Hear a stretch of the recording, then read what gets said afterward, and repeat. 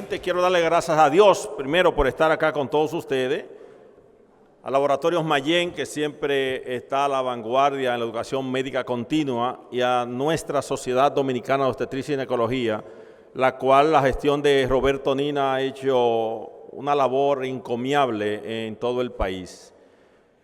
Realmente vamos a hablar ahora de medicina, que vamos a hablar de ginecología, ¿no? Porque todo es obstetricia.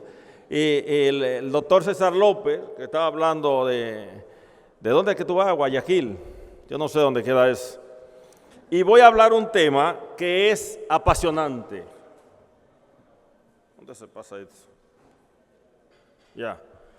Este tema tiene que ver realmente con lo que es los eventos cardiometabólicos de nuestra paciente y los eventos del síndrome ovario poliquístico. Y ustedes saben mucho mejor que yo que el 10% de la endocrinología que llega a nuestra oficina es por síndrome de ovario poliquístico, pero ese 10% depende del target de mi consulta y depende también del sobrediagnóstico que yo haga a mis pacientes. Y tenía un profesor en México que me decía que cuando tú sobrediagnosticas, pero maneja bien la paciente, ella o alguien te lo va a agradecer algún día en nuestro paso. Lo bueno de esto es que cuando yo paso aquí, se pasa allá, aquí no. La idea de tener la computadora, nunca, yo doy mis conferencias, yo no soy dueño de mis conferencias, es tenerla que es para no voltearme tanto y quitarle la atención que realmente ustedes se merecen. Tengo conflicto de interés en esta conferencia, es una conferencia que fue auspiciada por Laboratorio Mayén, pero no tiene ningún tipo de injerencia en lo que yo voy a decir acá, ni en lo que yo voy a opinar con ustedes. Y soy speaker de muchísimas casas comerciales y en el 99.9% de los casos doy conferencias por paga. ¿Qué yo voy a hacer en los próximos 50 minutos? Me dijeron que eran 50 minutos porque yo era el último. Es hablar de lo que es, tengo que pasarla acá. Es hablar lo que es la introducción, hablar con usted del síndrome ovario poliquístico, hablar de lo que hace el mioinositol, que es una molécula que no es nueva, pero es conocida nuevo por nosotros aquí en nuestro país. Hablar de algunas situaciones clínicas que se presentan. ¿Qué dice la evidencia? La evidencia nuestra generalmente la traemos por los cabellos y cuando yo quiero decir una evidencia que me convenga a mí, he visto a lo largo de todas las mañanas muchas evidencias acá, yo traigo 1 o 2 artículos, pero ustedes saben mejor que yo que deben ser estudios de larga publicación en revista indexada o en revista a nivel mundial y deben verlo un comité en todo nuestro argot popular. ¿Qué pasa qué dice ACOT? Se ha hablado mucho de ACOT en nuestro país y tenemos de los pioneros aquí de ACOT. Yo soy de los pioneros más jóvenes, ya César y Julio son mucho más viejos que yo y el doctor Francisco Abreu, que fueron de los pioneros de ACOT en el país. EICO dice, debemos evitar el sobrediagnóstico. Debemos brindar una consejería adecuada a nuestras pacientes.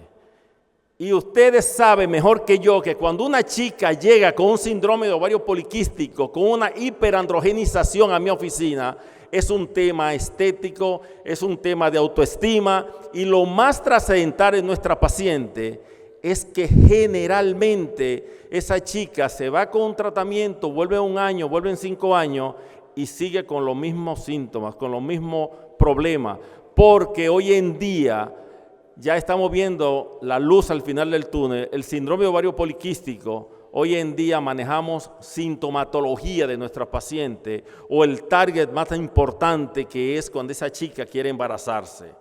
Trabajar con la paciente elaborando un plan de atención a esa chica que yo tengo en mi oficina, optimizar la planificación. Y lo más trascendental, si yo manejo un diagnóstico en una chica de 30 años de síndrome ovario poliquístico y le doy un tratamiento adecuado a esa paciente, puedo estar evitando un 42% un infarto agudo del miocardio cuando esa chica tenga 55 años de edad. Y ustedes saben mejor que yo que cuando la chica llega a la menopausia, se va a equilibrar y nos va a ganar a nosotros 2-1 en infarto agudo del miocardio en una chica con 70 años, con los eventos cardiometabólicos que lleva a nuestras pacientes. ¿Qué pasa en esas pacientes? Generalmente la fisiopatología tiene que ver con el hiperandrogenismo, por la cual la paciente va a la oficina con el síndrome ovario poliquístico, la disfunción ovárica que me lleva a la paciente que no se embaraza, y lo más trascendental, que generalmente esa paciente no va a la consulta por esa causa, que es las alteraciones metabólicas y cardiometabólicas que yo puedo tener en mis pacientes y llevarla a ella a tener cambios importantes. Ustedes saben mucho mejor que yo esta diapositiva, que yo veo una paciente LH elevada, la vida media folicular está prolongada en esa paciente, presencia de folículos en la sonografía, y vamos a ver más adelante cuando un sonografista me dice ovario poliquístico, le pongo tratamiento y generalmente le pongo acetato de ciproterona a esa paciente y mi amor, nos vemos en 6 meses y la chica vuelve con el problema en 6 meses, vuelve peor y nosotros realmente no estamos manejando la raíz del problema del síndrome ovario poliquístico en ella. Y el aumento de andrógeno a nivel ovárico altera la foliculogénesis y por lo tanto esa paciente no va a poder embarazarse. ¿Qué pasa a nivel del ovario? César habló muy bien, espectacularmente de la chica de infertilidad, ¿no? De cuando le dan progesterona infertilidad y esa paciente quiere embarazarse, pero tiene una disfunción ovárica importante y esa disfunción ovárica, ¿qué yo la manejo? Menor calidad ovocitaria, cualquier desequilibrio, disfunción entre los factores extra o intraováricos puede resultar en una foliculogénesis alterada, anormal y la chica no se va a embarazar. Los factores principales implicados en la foliculogénesis de mis pacientes generalmente son factores de crecimiento, que lo vamos a ver en toda mi plática, citoquinas, inhibinas y activinas, y ese factor de crecimiento que en algunos temas lo hablaron anteriormente, puede traer trastorno importante en ello.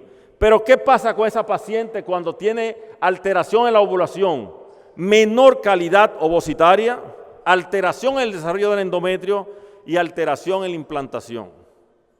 En la próxima plática que Mayendo invite, que nos ponga una pantalla aquí, ¿sí? Fue un tema hablar de con dos pantallas, que una va adelante y otra detrás. ¿Qué nosotros hacemos? No lo voy a cansar con esta diapositiva, pero le voy a decir que ¿por qué pasa la ovulación? La disminución de estradiol me va a llevar a una maduración folicular con una actividad de la aromatasa y a nivel del estroma y de la teca va a haber un aumento del estímulo. Y esto generalmente las pacientes cuando hay una hiperinsulinemia me va a llevar a una disminución de la globulina transportadora de esteroides sexuales y una disminución del factor de crecimiento similar a la insulina 1. Y eso me lleva a una paciente a una hiperinsulinemia. Y por lo tanto, esa paciente va a tener aromatización extraglandular y va a tener un hiperandrogenismo. Y esa chica, si no tiene plata, las ARS cubren todo y le pagan 100,000 pesos a cada ginecólogo del país. Yo veo en el chat que nada más hablan de esa vaina. Pero yo le mando a hacer todas mis pruebas y la paciente decide si se lo hace. Y si no se lo hace, yo no le puedo hacer un diagnóstico. No lo puedo hacer, obviamente, solamente con la sonografía. Hay que ver cómo se lo hace. Y ahora veo que la sonografía, si tú se la mandas a los 15 días, tiene que darle un papel, justificarlo. Bueno, ya veo yo hacia dónde vamos nosotros. ¿Qué es importante en esto? Se podría pensar que la hipótesis de la patogenia del síndrome ovario poliquístico podría estar en 2 defectos independientes que coexisten: el incremento de la secreción de LH y la resistencia a la insulina. Y esa resistencia a la insulina me llama a cambios trascendentales. Pero no podemos obviar los fenotipos del síndrome ovario poliquístico. No lo voy a clasificar con punto y coma todo, pero el fenotipo A y el B son los más trascendentales en nuestra paciente. Y fíjense que el fenotipo B, esa chica se hace una sonografía y su ovario está mejor que los míos, están normales. No hay los famosos quistes, no hay la poliquistosis ovárica que me dice el sonografista. Y esa chica yo tengo generalmente que ver, el sonografista le pone hoy en día a ustedes, comparar con clínica y laboratorio del paciente. Yo debo hacer una investigación química de esa paciente para hacer un diagnóstico certero en lo que está sucediendo en ello. El fenotipo A y el B son los que más tienen cambios metabólicos en nuestras pacientes. Y a mí me invitaron a hablar no solamente de lo que tiene que ver con la fertilidad, yo no hago fertilidad, pero me invitaron a hablar de los cambios cardiometabólicos de nuestra paciente y cómo yo puedo perfectamente frenar o hacer un coadyuvante para que esa paciente tenga unos 50 años, unos 55 años, 60 años normal. Yo tengo un amigo que dice que el ser humano está hecho para vivir 50 años, David Vázquez. El 10% de los que estamos acá pasamos de 60 años. Entonces nosotros estamos viviendo hora extra y vienen las complicaciones, pero imagínense una chica de 65 años con eventos cardiovasculares per se, la cual el cardiólogo no quiere que yo le dé calcio, el cardiólogo no quiere que yo le dé hormona a la paciente, porque el cardiólogo me dice, le va a producir un evento cardiovascular. Yo no le puedo hacer un score de calcio a todos mis pacientes porque la plata no le da al paciente. Pero es recomendable a toda mujer a los 50 años un score de calcio. Indíquese los 100%, aunque no se lo hagan, que dice mi médico investiga. Mi médico me dice, ese score de calcio, si me da alterado le hago un TAP coronario. Y el TAP coronario te va a decir, esa chica hay que hacerle un cateterismo. Debemos cuidarnos, por eso se está muriendo la gente hoy en día. ¿Qué pasa en esto? Yendo un poquitito a lo que es el aspecto de la embarazada. Cuando una mujer se embaraza, habiendo tenido un síndrome ovario poliquístico, se observa un cambio en la ciclodelina y principalmente un cambio trascendental en el factor de crecimiento similar a la insulina 1, y esto puede llevarnos a presentar aborto en nuestras pacientes. César dijo muy elocuentemente que no todas las mujeres por problemas hormonales de progesterona, pero yo puedo tener una chica con abortador habitual, con un síndrome ovario poliquístico, que si no la manejé necesariamente como es, y dentro del embarazo, durante el embarazo, no le doy el tratamiento que debo tener con esa paciente, puede terminar hasta en un 80% en un aborto en ella, y eso se ve muy a menudo. ¿Y qué pasa en nuestras pacientes?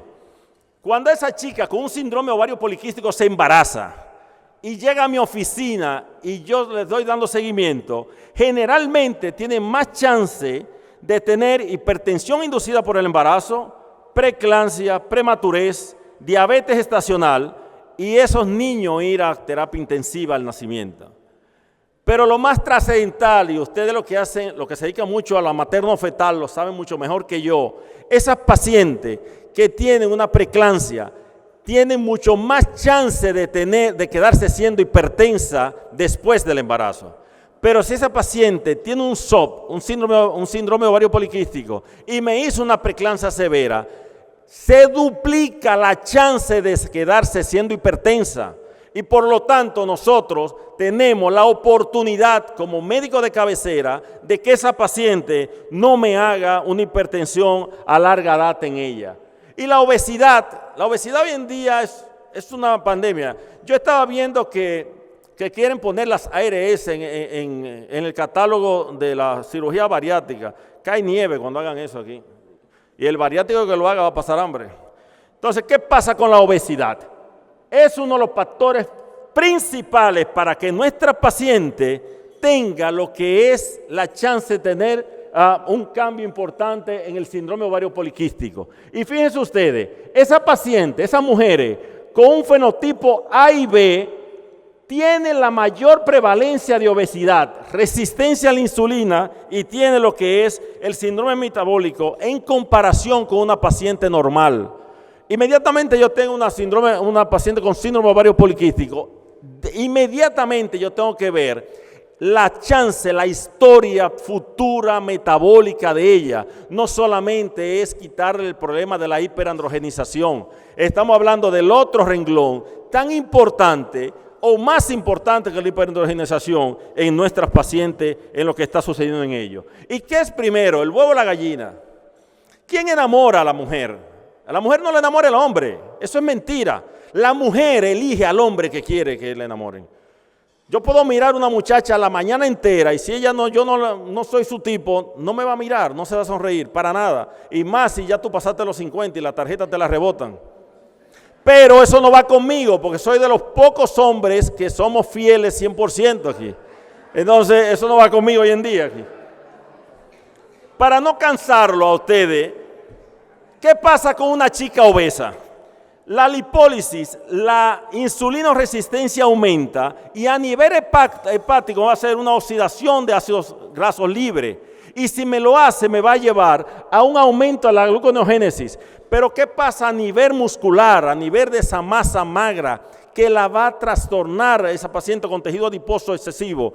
Va a haber un aumento de la oxidación y me va a llevar a una utilización de la glucosa y va a estar disminuida en esa paciente. Y por lo tanto, cuando esa paciente tiene alteración de la globulina transportadora de esteroides sexuales y una alteración de hiperandrogenización por el síndrome ovario poliquístico, va a tener necesariamente una hiperglicemia y esa chica tiene 3 veces más chance de tener una diabetes tipo 2 en nuestras pacientes que en cualquier tema. No lo vengo a cansar de los diagnósticos, de cómo yo hago el diagnóstico, que es el Instituto Nacional de la Salud, el aspecto de Rotterdam o la Sociedad de Hiperandrogenización, la voy a llamar más corta así.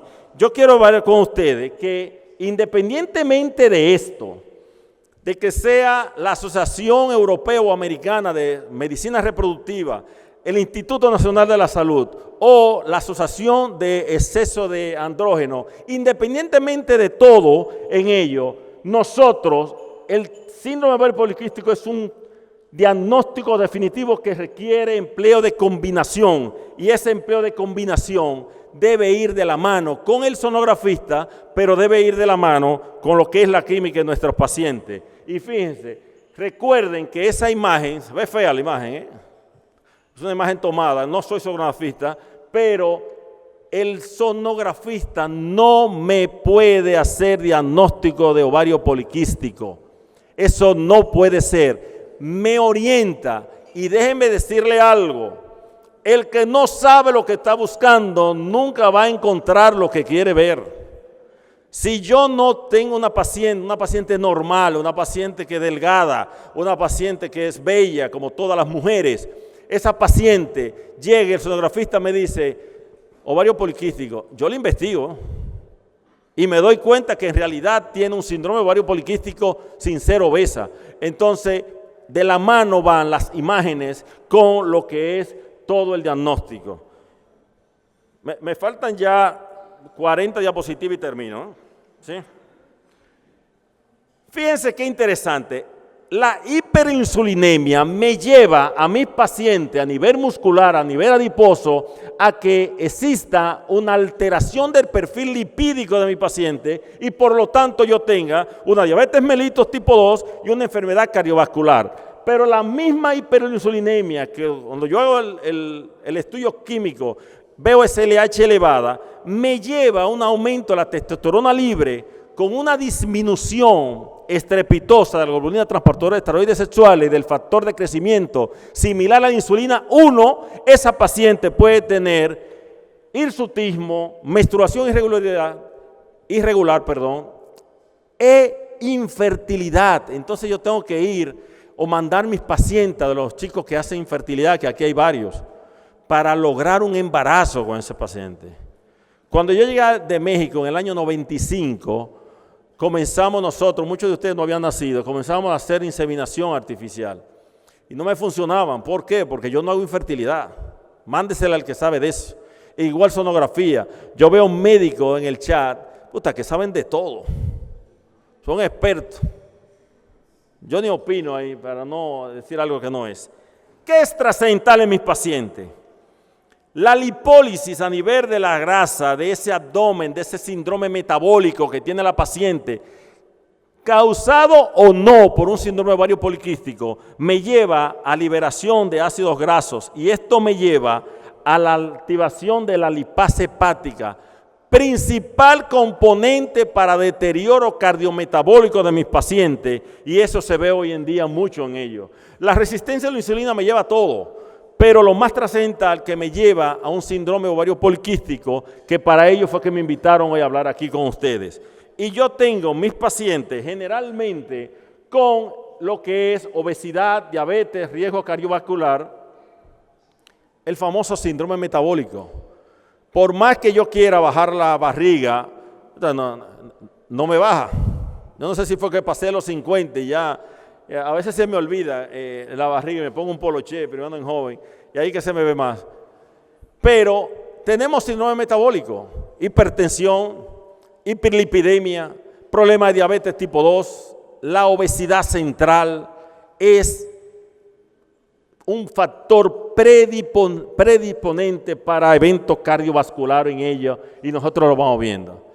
Ya casi para terminar, alternativas de tratamiento de nuestros pacientes. ¿Qué tenemos en ello? La dieta. Es muy fácil bajar de peso. Lo difícil es hacerlo. Mi amor, tú tienes que bajar de peso. Yo te quiero ver en 6 meses con 15 libras menos. Ella llega en 6 meses con 3 libras menos, pero el doctor tiene 8 libras más. Entonces, nos damos el ejemplo. ¿Qué pasa en ello? Cuando una chica baja hasta 10%, puede tener disminución de la resistencia a la insulina, puede tener perfectamente lo que es perfil lipídico organizado, puede mejorar el ciclo menstrual, puede tener una tasa de ovulación mejor y mejora significativamente su fertilidad. Y ayudo a los chicos que hacen fertilización y eso mejora significativamente. Cuando una paciente obesa se hace una cirugía bariátrica, baja estrepitosamente de peso y aumenta su tasa de ovulación y por lo tanto aumenta su fertilidad. Y como dice por ahí, cualquier estudiando pasa, cuando te reducen el estómago un 80%, tú tienes que rebajar porque sí. La actividad física mejora significativamente a nuestra paciente por muchísimas razones. Aumenta la perfusión capilar, mejora la sensibilidad a la insulina, reduce la insulinoresistencia, y me suscribí en esas 3 últimas porque si yo mejoro la resistencia a la insulina, yo mejoro los eventos cardiometabólicos que puede tener mis pacientes perfectamente bien en ello. Y miren qué interesante, la obesidad modifica el fenotipo del A, lo puede llevar al D, o del C lo puede llevar al A, pero ustedes vieron que el fenotipo A y B son los más catastróficos en el evento cardiometabólico, pero el A es el mejor para una paciente embarazarse, aunque el ovario tenga los famosos quistes que ustedes conocen mejor que yo.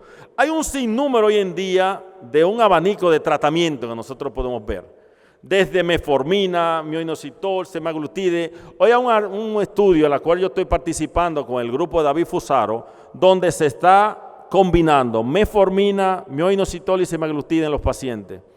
El tema aquí en nuestro país es la inyección que la paciente tiene que comprarlo. Es barata, ¿no? 17,000 pesos mensual. Entonces es un tema para nosotros seguir en ese estudio. Y hay muchísimo tratamiento, muchísimo. Desde el drilling ovárico, que yo tengo años que no veo eso. Veo gente publicando libros con drilling ovárico, un gran amigo del doctor López que anda recorriendo el mundo, pero de todo se ve. Y el tratamiento que tú quieras, el más usado en nuestro país, la semaglutide, se usa muchísimo, los pacientes bajan de peso, pero ojo con ello, hazle cada 8 semanas un perfil de cómo está su función pancreática, porque altera las enzimas pancreáticas estrepitosamente y puede ser perjudicial. También se ha hablado mucho de una nueva terapia hoy en día, farmacológica o no, que tiene que ver con la interleuquina 10 y tiene que ver con las proteínas morfogenéticas de nuestros pacientes, que es a base de células madre. Se está investigando mucho en síndrome ovario poliquístico para lograr realmente qué yo puedo tener de tratamiento para definitivamente tener en ello.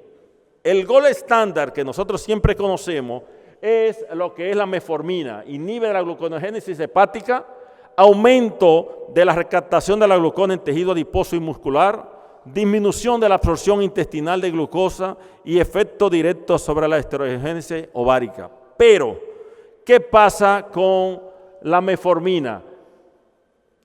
Parece tener un papel limitado en la mejoría de las pacientes, en la tasa de fertilidad en ello, porque no tiene un efecto directo sobre lo que es la foliculogénesis y lo que es la ovulación directa de esas pacientes. Y esto parece ser que la metformina tenga que combinarse en lo que hacen fertilidad, ojo con ello, para manejo específico del paciente. Y ustedes ven que la metformina, si reduce, si bloquea la hiperinsulinemia, me evita la cascada que le presenté hace un ratito en esos pacientes y evita lo que es la complicación posterior en ello. Un poco de conocimiento, ustedes lo conocen mejor que yo. El mioinositol es un tratamiento, un nutracéptico que tiene muchísimos años, pero es espectacular, es un nutracéptico importante. Fíjense qué interesante. La participación del mioinositol es que va a regular lo que es a nivel vía celular de la traducción de la señal de la insulina, el flujo de calcio, el montaje de la proteína de los citoesqueléticos, el metabolismo de los lípidos, la modulación de las vías serotoninérgicas, el crecimiento y diferenciación celular, la maduración de los ovocitos y por lo tanto mejora la fertilidad. Y eso es tan maravilloso. Bueno, siempre que alguien le tenga que decir algo, debe sustentarlo con evidencia de lo que se está investigando y se está haciendo a nivel del mundo. Actúa como precursor de la PL3K, tengo que decirle fosfatinil, inositol 3 quinasa, no se lo digo más, y se necesita la producción y la activación de la PL3K para el normal metabolismo de la glucosa en la célula y además estimula la producción de la PL3K y esto me ayuda a disminuir la diabetes tipo 2 en los pacientes o la incidencia de diabetes tipo 2 y lo más trascendental, mejorar la ovulación de los pacientes. ¿Cómo actúa el mioinositol? Modifica la señalización de la FSH, mejora la señalización de la insulina y restaura el proceso de la hiperandrogenización.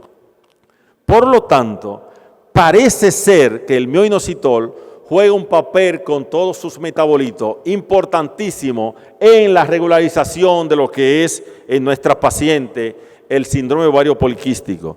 Y en un estudio de 2.233 personas, pacientes, el SOT mostró una reducción de los niveles de inositol en esas pacientes. En este estudio, el grupo de inositol pudieron ver que el SOT experimenta desregularización grave del metabolismo del inositol y por lo tanto lleva a una paciente a tener resistencia a la insulina. Y esa resistencia a la insulina alterada me lleva a la cascada de la hiperinsulinemia que vimos hace un ratito y los cambios trascendentales en nuestros pacientes. ¿Qué pasa en el tratamiento con el mioinositol? Si lo combino con vitamina D, y fíjense que la vitamina D puede tener regulación del calcio, salud ósea, metabolismo importante en el cuadro del regular el metabolismo de nuestras pacientes, sistema inmune y la salud cardiovascular. Me van a preguntar, la vitamina D tiene que ver ahorita con la salud cardiovascular, está entredicho, pero hay un metaanálisis que acaba de salir donde dice que las pacientes que se compararon con vitamina D y el no mejoría de los eventos cardíacos eran pacientes con eventos cardiovasculares previos, eran pacientes diabéticas, eran pacientes obesas y pacientes que habían tenido un evento cardíaco previo. Entonces se está haciendo una investigación más a fondo de eso, de lo que pasó realmente con ese estudio. Y cuando lo combinamos con lo que es el ácido fólico en nuestras pacientes, ya se habló sobremanera de lo que es la nutrición y el embarazo, vemos la mejoría significativa que hay cuando se combina mioinositol con ácido fólico. ¿Qué tenemos nosotros en nuestras pacientes? Evidencia que nosotros para sustentar el tratamiento, en 50 pacientes con síndrome ovario poliquístico se le administró mioinositol y en esa paciente con sobrepeso, reducción del LH, de la testosterona y la testosterona libre, reducción de la insulina HOMA, y ustedes saben que el HOMA es el estudio matemático para ver cómo está el nivel de insulina en esa paciente y la resistencia o no de la hiperinsulinemia que puede tener esa paciente, reducción del ADNET hasta un 50% y reducción del hirsutismo hasta un 30%. Si yo mejoro significativamente con ese medicamento en combinación, tengo una buen target para mis pacientes administrarle mioinositol en esa paciente con el síndrome de ovario poliquístico. ¿Y qué pasa en esos pacientes? Cuando la administramos con ácido fólico, mejora significativamente todo lo que es el perfil lipídico de esa paciente. No solamente mejora la ovulación, mejora el perfil lipídico. Y si esa paciente hace ejercicio, si esa paciente le reduzco el peso y mejoro su evento metabólico, puedo tener una sobrevida extraordinaria de mis pacientes con el síndrome de ovario poliquístico, que la manejé a los 30 años cuando esa chica cumpla 60 años. Porque hoy en día, las pacientes que yo estoy viendo, bueno, ayer hice una cesárea, una chica que nació conmigo, digo, me estoy poniendo viejo. O la chica se adelantó, ¿no? Pero nosotros debemos ver a esas pacientes para que el 50% de las pacientes sigan siendo tus pacientes de por vida. Yo siempre he dicho que la paciente ginecológica es la paciente fiel. La paciente obstétrica son las pacientes más infieles que hay. De que tienen un problema, te cambian de médico. De que tú le cobras 150,000 pesos de diferencia por el seguro, te cambian de médico. Entonces yo feliz que me cambien, ¿no? Yo no tengo problema. ¿Qué pasa en nuestra paciente? Miren qué interesante esto. El tratamiento ideal del mioinositol 2 a 4 gramos, pero cuando se administra 4 gramos diario de mioinositol, proporciona una mejor disminución de la insulina circulante, proporciona una mejor disminución de la testosterona total sérica y una mejoría en el parámetro metabólico. No es solamente darle 2 gramos o 4 gramos, el tratamiento le indica, el mejor tratamiento con el mioinositol, 4 gramos diario, para que la paciente tenga un mejor control metabólico y no solamente el control metabólico, una mejor control para una buena ovulación y esa paciente, si va donde los chicos de fertilidad, tengan una mejor tasa de embarazo en nuestras pacientes. Y fíjense ustedes ahí, tras 6 meses de tratamiento, el 30% de lo que es el tratamiento de las pacientes con hirsutismo mejora significativamente. Pero el ADNET que mencionamos hace un rato, tras 6 meses de tratamiento, 50% alrededor de mejorarle el ADNET a un paciente. Yo tengo un tratamiento para mi paciente con síndrome de ovario poliquístico, pero lo estoy haciendo en conjunto. Llámese con esto, mis queridos amigos, que estamos viendo posiblemente una luz al final del túnel, que estamos ya manejando los diferentes renglones que causan o deterioran la salud de la calidad de vida de una paciente en esa salud deteriorada con un síndrome de ovario poliquístico. No es solamente mejorarle lo que es el trastorno menstrual en ella. Igual, cuando damos en la medicina, hablar de lo que es medicina reproductiva, mejora significativamente en pacientes que se le da tratamiento con mioinositol en comparación con pacientes que usaron grupo con placebo en ello. Miren qué interesante esto. Y dijimos que nosotros vemos en nuestra paciente la glucosa, la insulina y el HOMA. Aquí me lo volvió un lío, gracias que aquí no. ¿Qué pasa con la glucosa? Mejora significativamente cuando yo le doy a una paciente mioinositol con ácido fólico y mejora la insulina, la glucosa y el HOMA. Y esa paciente va a tener una mejor calidad de vida, un mejor evento importante y la diabetes gestacional en ella disminuye significativamente. Chicas que tienen síndrome de ovario poliquístico, que se embarazaron, deben manejarse con 4 gramos de mioinositol durante el embarazo hasta las 34 semanas. Disminuye significativamente lo que es la diabetes gestacional en ello. Igual, parto prematuro, macrosomía de nuestras pacientes, hipertensión gestacional y diabetes gestacional. Miren qué interesante, 291 pacientes que fueron tratadas en comparación con 304 pacientes no tratadas. Parto prematuro, 10 pacientes con la tratada, 23 pacientes con las no tratadas. Cuando vamos a diabetes gestacional, 32 pacientes en el grupo manejada contra 77 pacientes no tratada con el mioinositol. Mejoría extraordinaria y muy significativa en lo que tiene que ver nuestras pacientes. Igual, 67% de beneficio del mioinositol D en paciente cuando se combina con vitamina D y se combina con ácido fólico para mejoría significativa en lo que es la diabetes gestacional en ello. Y se ve en todos los estudios que se han publicado hasta la fecha en nuestras pacientes.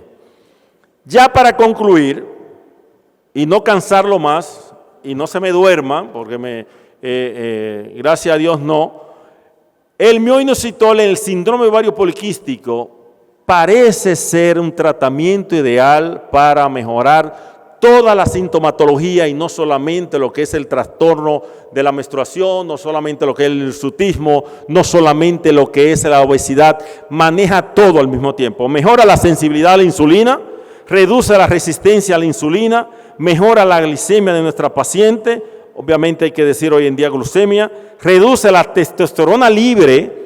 Si yo reduzco la testosterona libre, voy a mejorar significativamente el hirsutismo de esa paciente.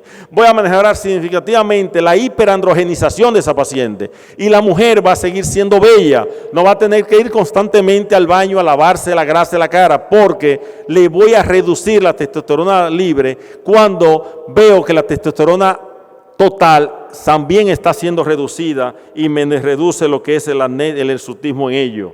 Y voy a tener en ello, en esas pacientes, bueno, le pido disculpas, yo estaba leyendo aquí y en la pantalla estaba la foto de Frida Kahlo y no me hicieron señas. Se lo repito, mejora la sensibilidad a la insulina, reduce la resistencia a la insulina, mejora la glucemia y mejora la testosterona libre en nuestras pacientes. Y algo trascendental, reduce en pacientes que tienen eventos cardiometabólicos con hipertensión leve o hipertensión inicial en las pacientes, reduce los niveles tensionales de 10 milímetros de mercurio en la sistólica y hasta 8 milímetros de mercurio en la diastólica. Es un coadyuvante, obviamente, en esa paciente que ya es hipertensa. Reduce los triglicéridos, la diabetes gestacional y restaura el ciclo menstrual y mejora lo que es la chance de una paciente tener éxito en fertilización en esos embarazos tan deseados en ellos. Siempre se toma cuando se habla de hirsutismo, cuando se habla de hiperandrogenización a Frida Kahlo. Frida Kahlo dijo, si un hombre espera que la mujer sea un ángel en su vida, primero debe crearle un cielo para ello. Yo le doy las gracias por su atención y estoy dispuesto a preguntas y respuestas de todos ustedes.